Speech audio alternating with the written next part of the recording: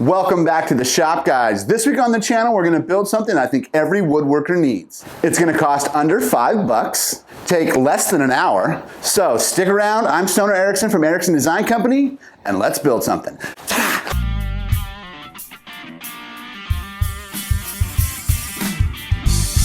So we're actually going to be building a wooden mallet. Now, if you remember about 2 months ago, we had that big freeze in Texas, and this is a really nice piece of hickory that had fell in one of my friend's yards. I cut it down, I dried it out, and I want to build a wooden mallet out of it. Now, why would you need a wooden mallet in woodworking?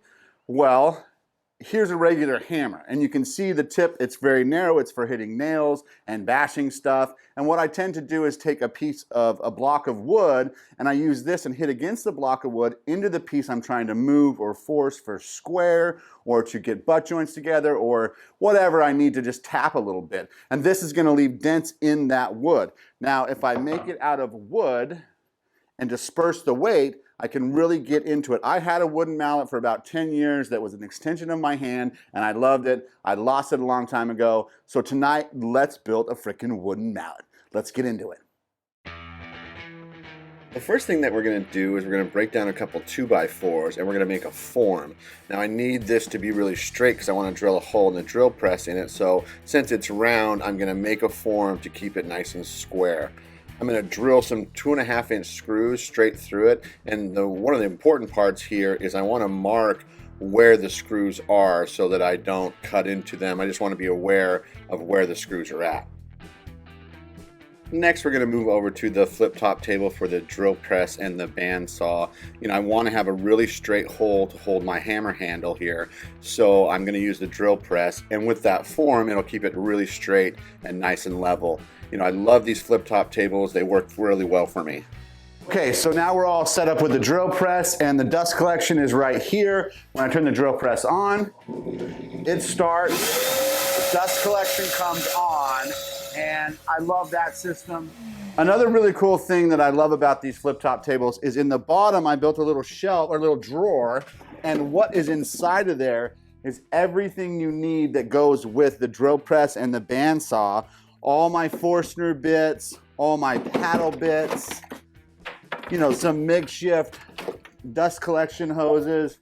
This is just an old plumbing turn that I can use to articulate it actually to where I'm sucking off of, and some Dremel bits that, for a little fine detail sanding. So it's really nice to have all of that stuff right at the table. It never leaves there, so I'm never looking for it. I know right where it is. It goes right with what it is. Let's keep cruising. Yeah. I'm going to set up the drill press, and I'm actually going to mark my piece that's on there. I'm going to use my pencil and I'll mark right on the table that I built, so that way if it gets off track, I know right where to put it back at. And I'll just start to drill it out, going ever slowly. This is the cheapest drill press on Amazon. It's not the best, but it works well for me when I need to use it and have a really straight hole. I take the dust collection, which is hooked to the relay and turns on and off when the switch turns on and off.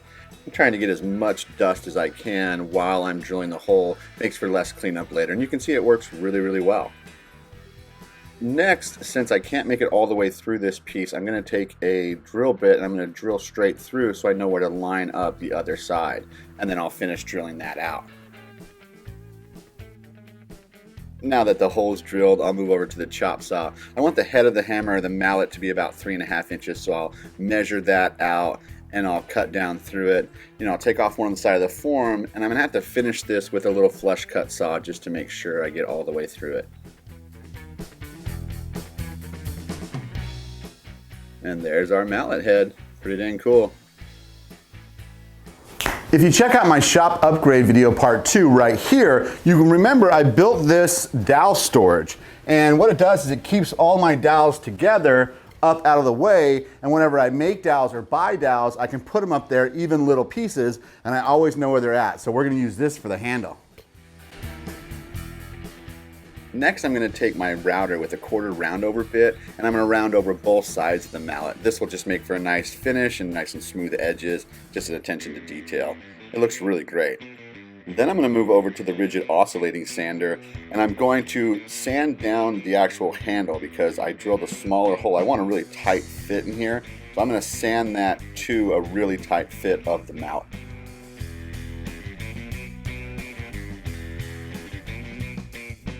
Next, I'm going to take my flush cut saw and I'm going to cut a spline all the way down the center of it, about 4 inches.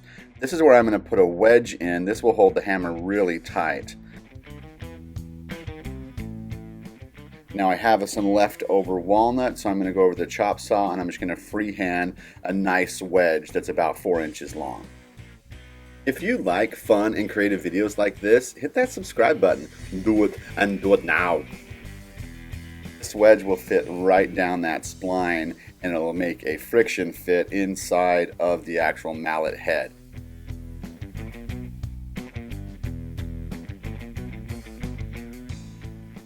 Over at my main bench, I'm going to test and friction fit it and see how it works. I mean, it couldn't be any better. I couldn't be happier with it. I'm about 45 minutes into the project.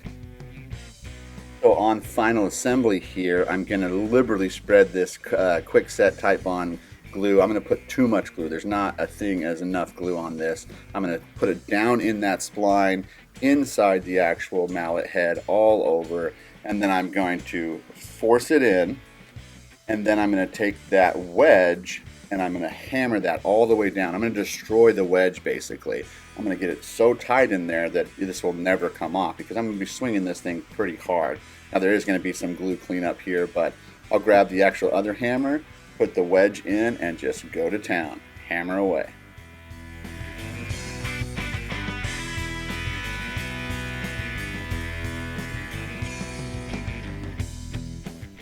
I'll head over to the chop saw and I'm going to cut off that top as close as I can get to the actual mallet head. And then I'm going to lay out the handle. Now a regular standard hammer is about 10 inches, so I'll go a little heavier than that, about 10 and a half. And I'll just nip off that end. Now this looks pretty dangerous, it is. Be careful, do things at your own risk. And then I'm going to round over the bottom of the handle just so it's smooth to the touch.